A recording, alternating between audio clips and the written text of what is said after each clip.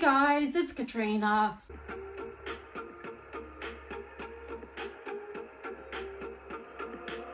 I haven't posted for a whole year and I apologise for this.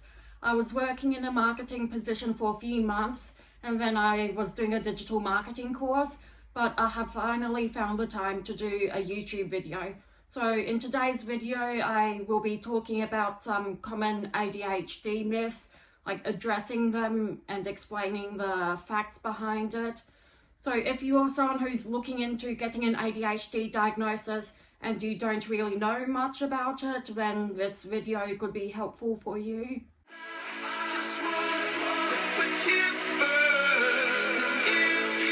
People with ADHD just need to try harder. ADHD isn't laziness or a lack of motivation. It's actually about executive dysfunction. People who have ADHD put in as much effort as they can.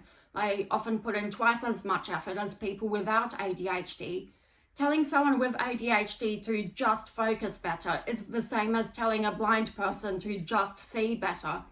The reason why we struggle with concentration is because of the way our brain is structured.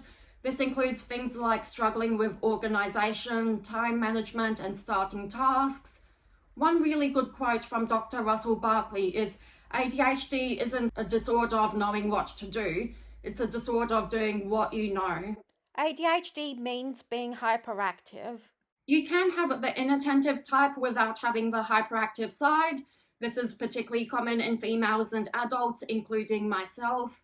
Some adults have a hyperactivity that is more internalized, which includes mental restlessness and difficulty relaxing.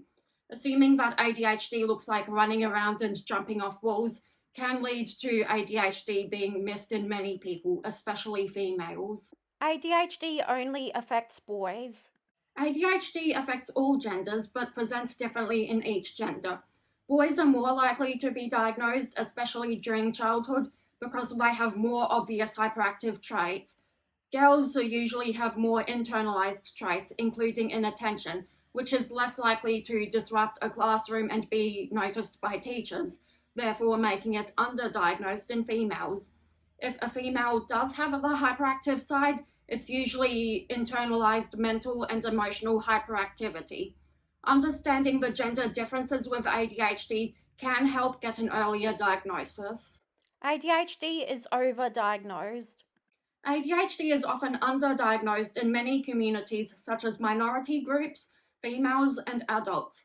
Cultural stigma, lack of resources, and presenting non-stereotypical traits can lead to a missed diagnosis. ADHD diagnoses have increased over the past few years, but this is because of improved screening, more awareness, and better access. This doesn't mean there's an overdiagnosis. According to Leonard Adler, MD, 75% of people who have ADHD are yet to be diagnosed. So this actually shows that ADHD is underdiagnosed. Taking ADHD medication increases the risk of substance abuse. There has been evidence that taking ADHD medication doesn't increase your risk of substance abuse disorders compared to people with ADHD who don't have access to medication. Research actually shows that taking ADHD medication reduces your risk of substance abuse disorders compared to people with ADHD who don't take medication. Having the right treatment for ADHD can prevent substance abuse disorders. ADHD only affects children. ADHD continues into adulthood. Some ADHD traits may decrease with age, but 50 to 80% of children with ADHD continue experiencing it in adulthood. Having untreated ADHD as an adult can lead to problems with finances, the workplace, and mental health. Thanks for watching. Make sure to like and subscribe, and check out my other social media, which is linked below.